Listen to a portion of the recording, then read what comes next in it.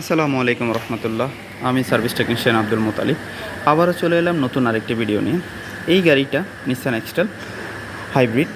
এই গাড়িটার customer concern, মাঝে মধ্যে ওনার গাড়িটা পার্কিং ব্রেকের লাইট অন অফ হয় এবং অনেক সময় উনি ব্রেক রিলিজ করলেও হ্যান্ড ব্রেকটা রিলিজ হয় না। পার্কিং ব্রেক এটা ইলেকট্রিক্যাল। তো আসেন আজকে এটা আপনাদের সাথে শেয়ার করব। আমি সার্ভিস টেকনিশিয়ান আব্দুল মোতালিব। আমি নিজেও নিশান প্যাসিফিক মোটরসে জব করেছি সার্ভিস টেকনিশিয়ান হিসাবে লং টাইম, এবং নিশানগুলো নিয়ে অ্যাভেলেবেল কাজ করি। আমাদের কাছে হাইব্রিড নন হাইব্রিডের স্পেয়ার পার্টসও অ্যাভেলেবেল আছে, এবং নিশানে কিছু কমন প্রবলেম আছে যে প্রবলেমগুলো নিয়ে আমরা অ্যাভেলেবেল কাজ করি, এবং আলহামদুলিল্লাহ আমরা সাকসেসফুলি আমরা এই কাজগুলো অ্যাভেলেবেল করি এবং সমাধানও হয়েছে। তো আসেন আমি যে প্রবলেমটা আপনাদের সাথে আজকে শেয়ার করব সেটাই আপনাদেরকে দেখাচ্ছি। আমরা অ্যাভেলেবেল এই কাজগুলো করে থাকি। আসেন আমরা আপনাদেরকে দেখাবো আমরা কি করব।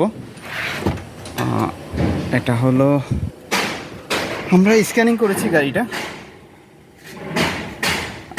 আমরা একটা ফল কোড দেখতে পাচ্ছি।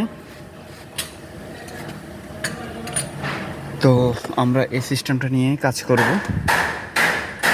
গাড়িতে অলরেডি পার্কিং ব্রেকটা এখন অফ হয়ে আছে, কিছুক্ষণ পরও আবার ব্লিঙ্কিং করবে। রেডি। আমরা গাড়িটা ডায়াগনোসিস করেছি। তো আপনারা দেখতে পাচ্ছেন আমাদের অ্যাকচুয়েটার মালফাংশন, রিয়ার লেফট সাইড একটা কোড আছে, right hand side open circuit দেখাচ্ছে। এটা হচ্ছে পার্কিং ব্রেক সিস্টেম পিকেবি। তো আমরা এই সিস্টেম নিয়ে অ্যাভেলেবেল কাজ করি। তো আপনাদের যে কোনো ধরনের সমস্যা আমাদের সাথে যোগাযোগ করতে পারেন। আশা করি ইনশাআল্লাহ আপনারা আমাদের কাছে ভালো একটা সার্ভিস পাবেন। আমরা এই ধরনের প্রবলেমগুলো অ্যাভেলেবেল সলভ করেছি। ঠিক আছে, আজকে এই পর্যন্তই। আসসালামু আলাইকুম রহমতুল্লাহ।